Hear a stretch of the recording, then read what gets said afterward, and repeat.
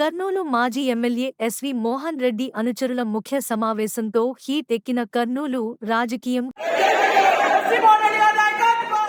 Kurnool ticket SV కుటుంబానికి ఇవ్వాలని SV అనుచరులు లేవనెత్తనడంతో కర్నూలు ఎమ్మెల్యే హఫీజ్ ఖాన్ వర్గం నాయకులు మరియు కార్పొరేటర్లు కూడా సమావేశానికి సిద్ధమయ్యారు.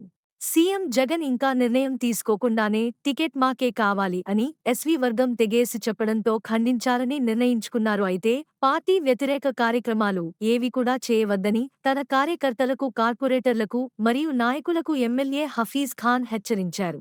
లేదు, మేము సమావేశం పెట్టి తిరుతాం అంటూ ఎమ్మెల్యేకు తెగేసి చెప్పిన నాయకులు, కార్పొరేటర్లు. మరి కర్నూలు వైసీపీలో ఇరు వర్గాల మాటల యుద్ధం ఎలా సాగుతుందో వేచి చూడాలి.